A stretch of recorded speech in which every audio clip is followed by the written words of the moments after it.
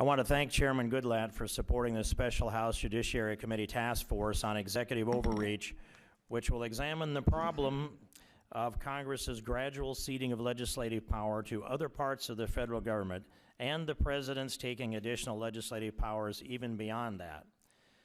This is much more than a mundane process problem. It's a tragic result for individual rights and liberties. Policies imposed by federal agencies are crafted by unelected bureaucrats. Because those bureaucrats don't have to answer to the American citizens over the course of regular elections, they have little understanding of the desires and concerns of those Americans. And so they produce policies that, for example, make energy more expensive, take people's property through federal regulations, drive down wages through lawless amnesty programs, and restrict communications on the internet. The founders insisted on keeping policymaking in the hands of regularly elected congressional representatives precisely to avoid these sorts of policy catastrophes. As the former historian of the House of Representatives, Robert V. Remini, has written, the framers of the Constitution were absolutely committed to the belief that a representative body accountable to its constituents was the surest means of protecting liberty and individual rights. So anxious were they to affirm legislative supremacy in the new government that they failed to flesh out the executive and judicial departments in the Constitution, leaving the task to Congress and thereby assuring that the legislature would retain control of the structure and authority of both those branches of government. And within that system of legislative supremacy, the House of Representatives was to serve a unique role. Alone among all federal institutions, the House has consisted solely of those duly elected by the people. Further, the Constitution grants the House the exclusive power to originate all legislation for raising revenue.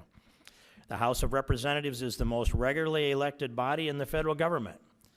In Federalist 39, James Madison wrote, the House of Representatives is elected immediately by the great body of the people. As such, the House of Representatives will derive its powers from the people of America.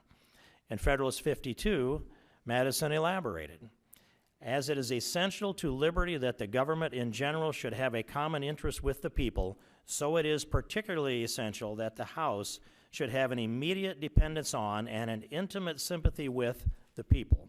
Frequent elections are unquestionably the only policy by which this dependence and sympathy can be effectually secured. That's James Madison. In this age of hyperpartisanship, when more and more attention is paid to political results and less to constitutional means, we tend to lose sight of why the founders created the system that they did. Focus not on results, but on process and a separation of powers.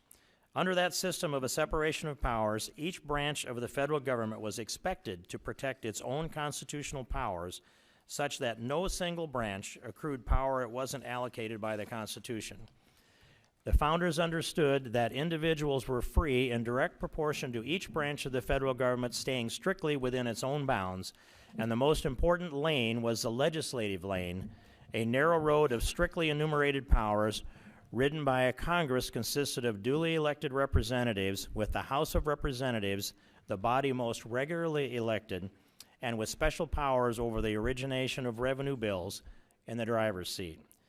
But today, many legislative and budget powers have been ceded to presidents and the executive branch through statutes, delegating legislative responsibility to federal regulatory agencies composed of unelected people, and statutes mandating automatic and increased spending on certain programs administered by the executive branch. Other legislative powers have simply been seized by presidents who exercise sheer will to trump the rule of law. Whatever the means of the loss of legislative power by Congress, it's imperative that Congress reclaim it, not simply for its own sake, but because without it, individual rights and liberties cannot flourish as the founders intended. It's long been my view that the framers of our Constitution structured the three branches of government in a fashion that, with as bright a lines as they could draw between each three branches of government, understanding, though, that that language could not precisely define the distinctions between the Article 1, Article 2, and Article 3 authorities within the Constitution.